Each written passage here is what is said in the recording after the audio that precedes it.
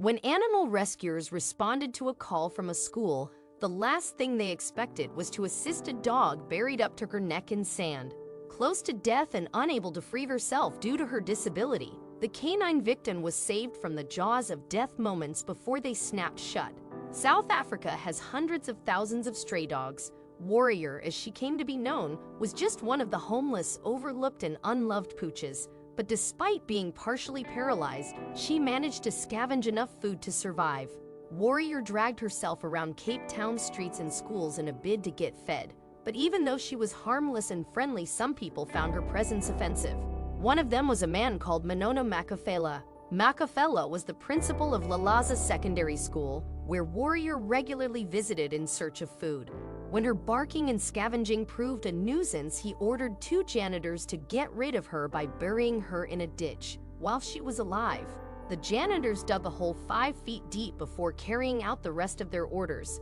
Unable to escape from the heavy sand, all Warrior, whose head remained above the surface, could do was yelp and bark for help. Thankfully, her predicament was witnessed by the school's shocked kitchen staff.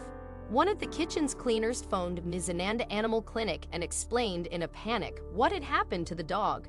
By this point, Warrior had been suffering for 20 long minutes. She wouldn't be able to survive for much longer. Fortunately, the rescuers arrived just in time. An alive Warrior was exhumed and taken to the clinic by her rescuers, where she received a thorough checkup. Vets discovered that the dog's partial paralysis was caused by a fractured spine that had been sustained when she was young. It was at the clinic that the tenacious dog was named Warrior.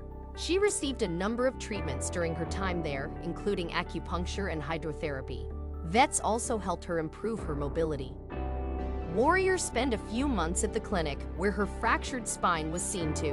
While she was there, her story was picked up by Helen Walm, one of its board members and, as it happened, a local news reporter. Walm was so moved by the terrible episode Warrior had suffered that she decided to pay the dog's medical bills. She also offered the dog a permanent home once she had fully recovered. Walm made good on her promise. Warrior didn't just get a new home, she received a new name too, Lily. This dog, which had been through so much, was finally getting a real shot at life. The support from the Mizananda Animal Clinic didn't end there. It sent patches of fabric to its donors, asking each to be returned with a message of support for Lily. If enough came back, the rescued pooch would have a personalized winter blanket to snuggle up to. Amazingly, the clinic received 3,000 patches from all over the world, each lovingly signed with a heartfelt message of love and support. Once Lily's blanket was made, there were enough leftover patches to make additional blankets for other animals in need.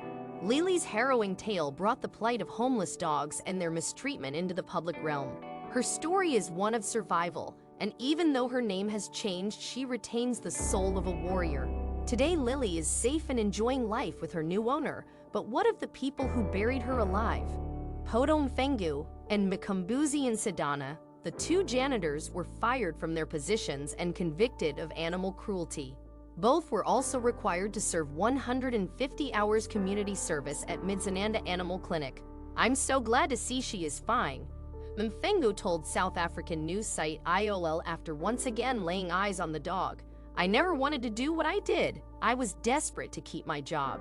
Another employee at Lalaza Secondary School also lost their job, Buko Wambulawa, the cleaner whose call saved Lily's life. Principal Makafela claimed her firing had nothing to do with her going against his wishes that day.